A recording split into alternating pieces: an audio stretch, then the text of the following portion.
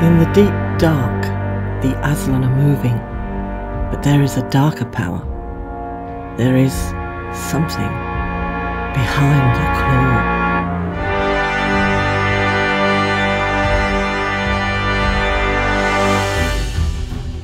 Welcome to the second of the Traveller podcast called Behind the Claw.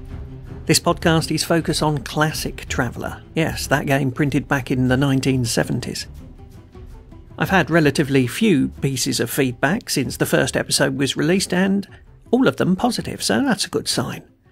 With that in mind, I'm going to carry on with the same format for this episode, but if you have any suggestions or want to make a contribution, you can email me at behindtheclaw@outlook.com. So, with that out of the way, let's start with my galaxy. I have no idea, so computer, what can you tell me about this place?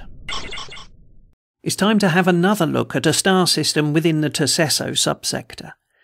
This system is called the Laxaso system, and it's marked as forbidden on the Imperial maps. It has no starport, it does have a hydrogen giant, but there's no navy or scout bases in this system.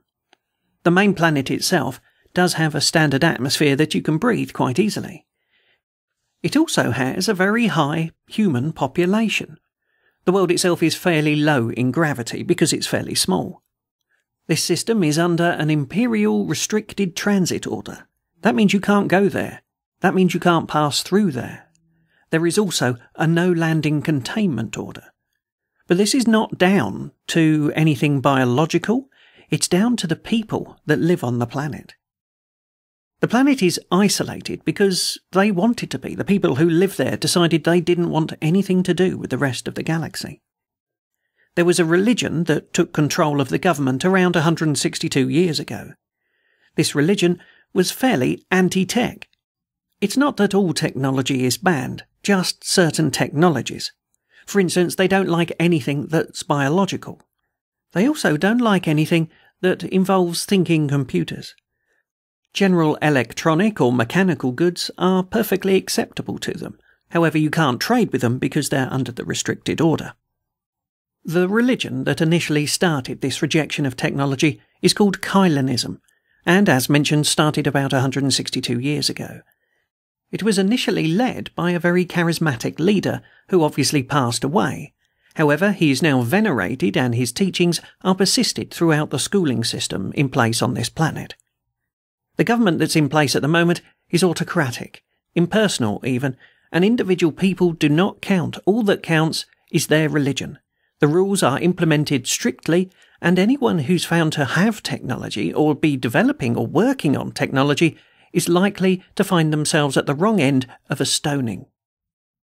The last Imperial survey that took place was about 10 years ago. At that time, the planet was in an uproar.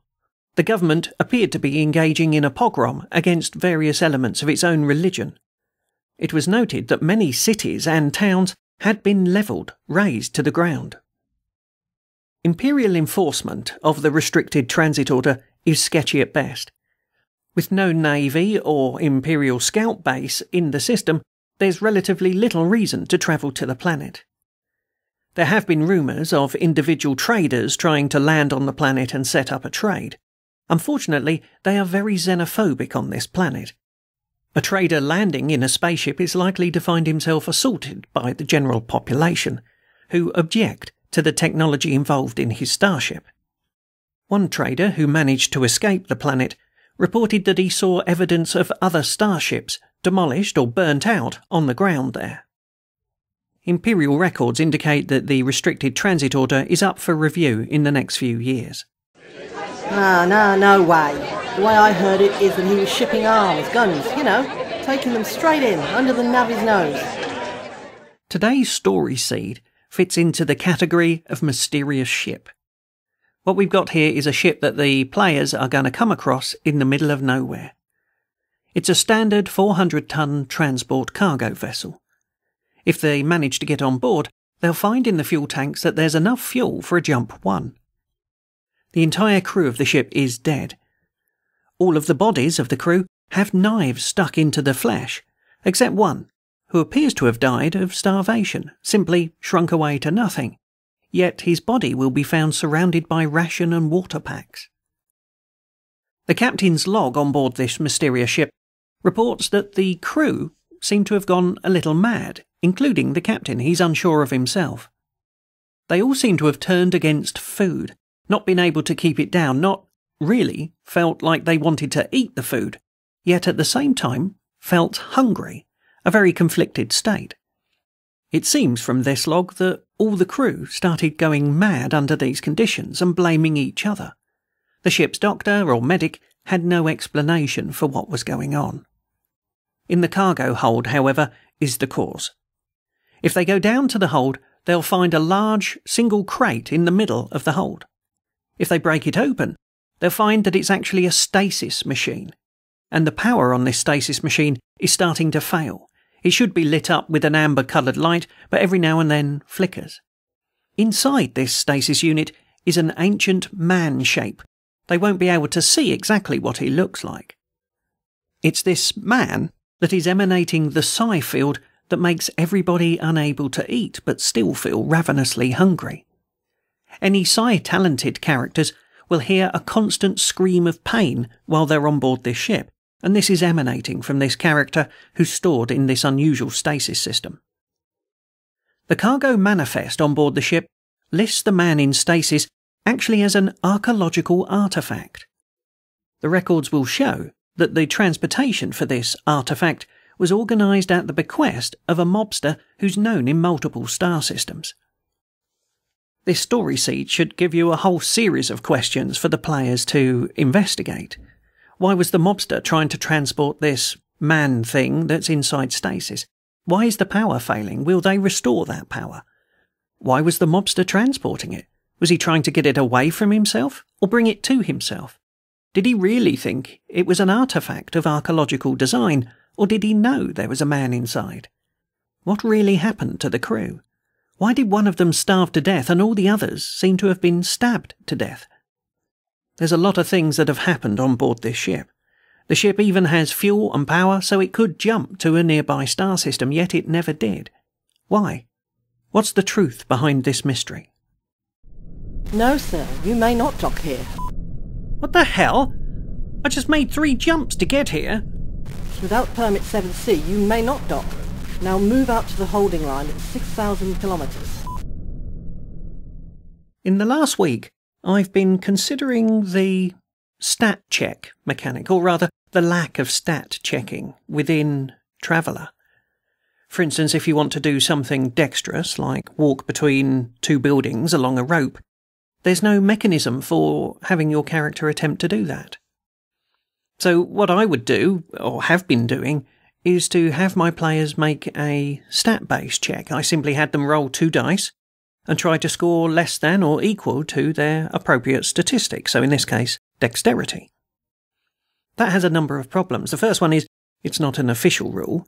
The second one is it doesn't match the other mechanisms, i.e. combat, where you roll 8+, and it just felt wrong.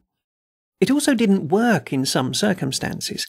For instance, when I was doing social standing checks, one of the characters has a social standing above 12, so suddenly it makes no sense for him to roll the dice. Yeah, of course, he could still make a mistake, social standing-wise. So I started asking around on the interwebs about a better, more Traveller-like system. Now, one of the things that came to mind immediately was using the stat modifiers that you can find within character generation.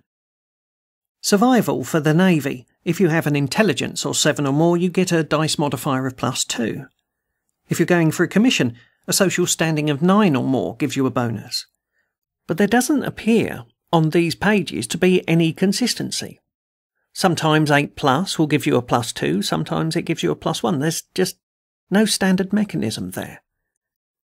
Even when you look at the individual skills, they have their own stat bonuses. So one might say +2 if you have an int of 9 or more, another might say you have +1 if you have an int of 9 or more. It's all over the shop. In the end, I kind of found what I was looking for. User Ian54 on rpggeek.com sent me over to the Traveller rpg.com website, and there's a link over there, or rather a post, made by somebody called Supplement 4, that offers a task system that would work very well when applied to stats. Simply put, this chap's come up with the idea of rolling 2 dice, then adding your natural ability modifier, and then you can add or subtract a difficulty from it, which is a fairly standard and basic task resolution system. Oh, and you need to score 8+ in the end in order to succeed. He also goes on to give you a list of modifiers. So if something is really easy, you get +4 to your roll. If it's difficult, -2. If it's challenging, -4. And if it's impossible, -10. So all that's missing is what kind of modifier do you get for what value of statistic? I was playing around with some numbers, and I came up with the following option, which I think works quite well. If your stat is 8 or more, then you get +1. If the stat is 10 or more, then you get +2. I made a deliberate attempt to try and avoid too many statistic modifiers. I certainly didn't want anything negative, because that would just bring the game down. Everything will be difficult enough as it is. And as we have a task resolution number of 8+, then adding those negative modifiers in just for difficulty would be more than enough. So I've ended up with a stat resolution system, if you like, that I've put to my players, and they've agreed to give it a try, so I'll let you know how that goes. But something I want to point out here, and it's just a general refereeing or GMing tip. Don't make your players roll unless you can come up with something interesting for when they fail. Obviously, when they succeed, they achieve whatever they were trying to achieve, but only if you can make the situation or the drama more interesting, make them roll at all. Meanwhile, down in engineering... Ah, damn piece of junk! Who bought this anyway? No, don't you dare say it was me. Back in September of last year, I purchased, read and reviewed the Alien Module No. 2, the Kree, for the classic Traveller system. Here's what I wrote. This review is for the PDF of a classic Traveller Alien module as brought from Drive-Thru RPG. The PDF is a scan of an original printed document, so the edges of the printed pages appear along the edges of this PDF. However, the text throughout is clear and easy to read. The book has colour covers and a black and white interior in the standard Traveller format. The objective of this module is to give you the ability to include the Kree in your Traveller game, be that as NPCs or as player characters. The Kree are aliens. In some respects they appear like centaurs of Earth's legends, but in reality they're nothing like men with the body of a horse. They're very different. The book itself explains that the Kree are very different from people in looks, society, and thought processes.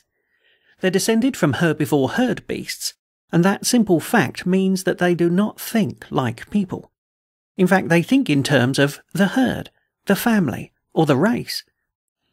This fact is amply provided for in the rules, by making the choice of playing a Kree a serious change from the normal RPG trope of playing a single character. The Kree are so different that instead of playing that single person, if you're playing Kree, you're actually playing a group of them up to 50 strong. The Kree like open spaces. Therefore, spaceships, buildings, vac suits, and vehicles play havoc with their minds. Their ships are huge open spaces wrapped in steel. As an insight into their mindset, they don't have houses. They have a strict caste system, and they're happy with it. There are no individuals rebelling against this caste system. Individual thoughts like that don't even occur to them. You have to imagine playing that mindset. The herd is all. You serve the herd, you are the herd. Now don't get all power hungry thinking that playing 50 Kree gives you 50 laser-wielding soldiers. It doesn't. You'll be a patriarch. Servants, wives, maybe a bodyguard, clerks, cooks, etc., making the majority of those 50. And the loss of one of them is a loss of yourself, very different to normal play. Oh, and they're strictly vegetarian, rampantly so. Within their empire, they have either killed the meat-eating races or forced them into vegetarianism. So, what is in this 44-page PDF? Diagram showing you a comparison between man and Kree. There's an introduction, psychology, history, society, military service, language generator, character generation, starships, weapons, encounters, patrons, and an integration guide for using the extended traveller books, such as Mercenary with the Kree. Also some details of Kree worlds. And then it's on to the adventures. There are a couple of well put together adventures, or perhaps not fully fleshed out adventures, within this book. I won't go into the detail, but they highlight aspects of the Kree character. One where you play Kree, and another where you play humans having to interact with them. The scenarios put forward in this book are very interesting, and I'd love to play both. In summary, it's a very good book. Go buy it. That's the end of the review. I mentioned that there was a language generator within this module. There's also similar language generators, but slightly altered, within the Aslan module and the Varg modules as well.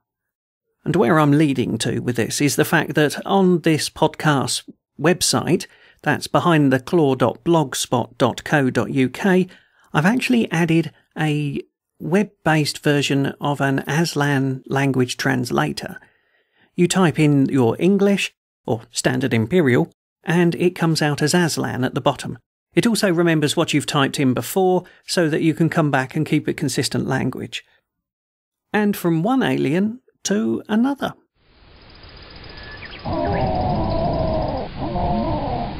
Did you hear that? What the hell do you think it is? Is it dangerous? Okay, so this is the creature catalogue, if you will, and today we're going to look at a creature called the Waanton. It has an Imperial reference number of 0537E2H-Z17-B, and it's a hive creature. That's to say that it congregates in groups and builds a hive in which to live. It's an insect-like creature, if you will. Unlike most insects, it actually has a soft, sausage-shaped body, and is only a few centimetres in length. The head has a double pair of mandibles, which, although can bite, cannot bite through a vac suit. The bite itself would not be serious if you had a number of them to your body. However, at the rear end, the animal does have a sting. This sting is relatively painful, but generally speaking non-lethal. However, it can cause paralysis, and the more stings you are subjected to at any one time increases the chance of this paralysis, and this is a permanent paralysis. The creature is noted for the fact that it builds its nests very quickly. If, whenever the creature is deciding to move, or the hive is deciding to move, they swarm around until they find just the right situation for themselves, and then they can very quickly, that is, within a matter of minutes, start building a mud and glue-like structure in which they live. The problem with this is that the creatures tend to like anything that's man-made. In the wild, they nest under bushes or indeed inside tree holes, but man-made vehicles in particular attract their attention. A nest will be built within a matter of minutes around the axle of your wheeled vehicle. Air vents and intakes attract their attention. They like to go inside things before they start building their nest. The problem that these nests cause is that they are made of mud and secretions or glue that the animals excrete. It sets very hard, and rather than being a ball or a large glob of nest that they build, they tend to track around the inside of whatever they're building their nest in.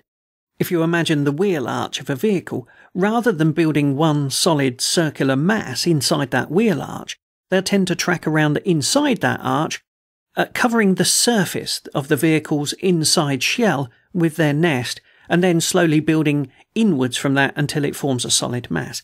And as I've said, this is a very solid, very strong structure, and it's not easily broken off. If you try to disturb the nest by perhaps hitting it with a spanner or a hammer to break it off, that will bring the creatures out, and they will be very angry. Although their noted home habitat is marshland, they are very versatile. Indeed, they've spread to a number of planets, where they manage to adapt to local conditions. The creatures are not capable of interstellar travel. However, they have hitched a ride on a number of shuttles and moved from one planet to another. Some planetary governments have even instigated special Waanton inspection regimes. Any vehicles landing there have to be inspected as an attempt to prevent the creature from invading their local habitats. In its natural habitat, the creature grazes on dead flesh and soft plant life, but it does prefer dead meat. Although not known as aggressive hunters, they have been known in times of peril to sting a creature to death and then feast on its flesh in the subsequent days. Welcome, traveller, to the Galactic Audio Library. It's time to listen to another bit of audio that I made up for the players in my Classic Traveller campaign. The situation where this was played to them was that they were escorting a series of highfalutin passengers to land on a prohibited planet. They knew that on the other side of the planet was an Imperial research base, and those were the only other people on the planet. I played this audio to them as an intercept that they picked up when journeying from space down to the surface via shuttle. Base to O2, copy. Base to O2, copy. Base to O3, do you copy? O3 here, base. Go ahead. Can you reach O2? I've been trying for an hour. Will do. Stand by.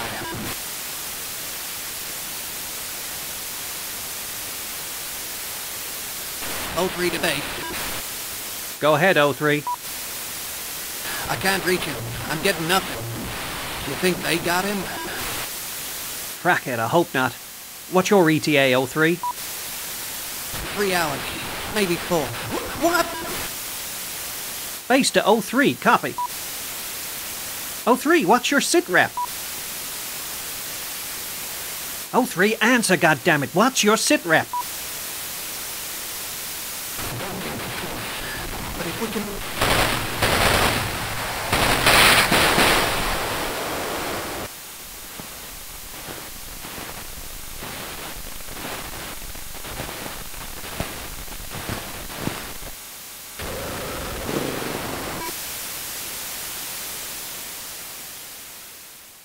So we're about at the end now, but I'd like to take this opportunity to push on you a small role-playing game by Matt Jackson. It's called simply Edge of Space.